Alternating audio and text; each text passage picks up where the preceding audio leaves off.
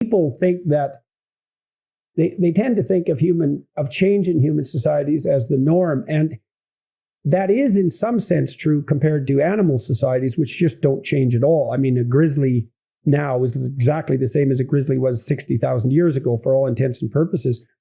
But, even in very technologically advanced cultures like ancient Egypt, which was a much faster developing country, let's say, society than the typical Stone Age society, there are periods of time in the Egyptian archaeological record that exceed 1,000 years where there's zero evidence of any technological change whatsoever.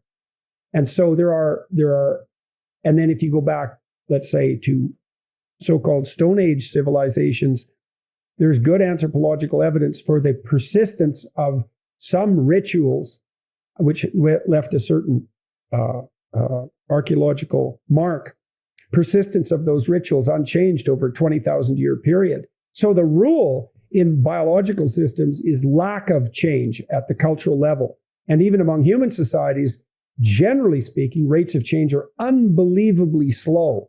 And so for people to say, well, doubling every 20 years isn't fast enough, it's like, well, A, compared to what? And the other thing to think about is, well, how fast a doubling do you think we can stand?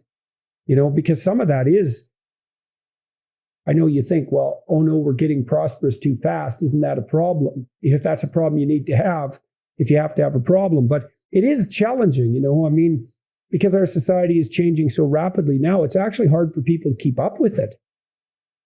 They get superannuated in some sense. So in any case, it's a remarkable set of observations. And it's very difficult to look at this without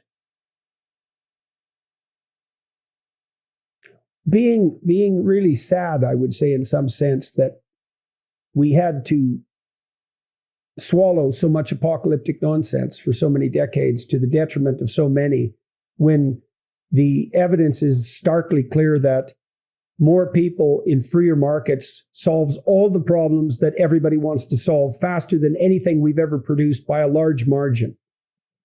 I should like to point out, of course, that whilst I'm cautiously or perhaps rationally optimistic about the future, nothing in what Gail and I write should be understood as a guarantee that things will go on improving in the future at the rates that we have seen before. In our conclusion of the book, we identify 3 critical problems to maintaining superabundant growth. By the way, we should probably at some point define what we mean by superabundance. But the 3 very important components of how we can ensure that superabundance continues. Well, first of all, we cannot have a population collapse, which is something that Elon Musk continues to warn against. Now, in the book, we don't say that we don't take a position on what is the optimal size of the world's population, but what we do say is that parents, when they are making decisions about having babies, that those decisions are not made in a vacuum. When parents are being told that bringing an additional child into the society is a crime, that you are hurting the planet and the rest of your species, if that's what parents think, then of course that will have an impact on their fecundity. And in fact, we now have studies that have been conducted, or rather opinion polls that have been conducted over the last 4 years.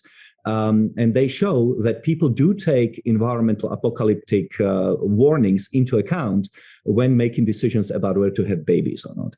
The second problem that we need to avoid if we are going to remain superabundant is, of course, freedom of speech. Freedom of speech is absolutely fundamental. It is not only fundamental on a personal level.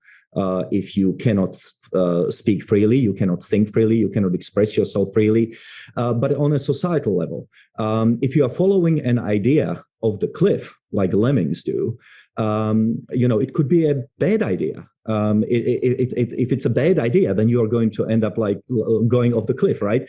That was the problem in communist societies. I grew up under communism part of my life.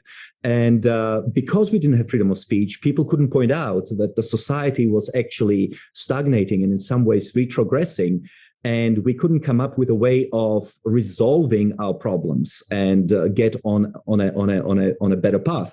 And that is why speech codes and banning of expression of ideas, no matter how offensive we may find them. After all, heliocentrism was offensive at one point in the past. But if we prevent these ideas from being aired, then we don't know really. Some of them may be very good, and we should remember them. And the third, we should learn from them. And the third potential problem for superabundance is, of course, if the market gets destroyed through overregulation or socialization. And the reason for that is very simple. Markets provide us with signals about what's valuable and what's not. Markets allow us to see which innovations are going to be useful and which innovations are going to be useless. This is what's called the price mechanism. In a free market economy, prices tell you exactly what you need more of, like baby formula in the United States, or oil and gas when it goes up, that you need to produce more of that.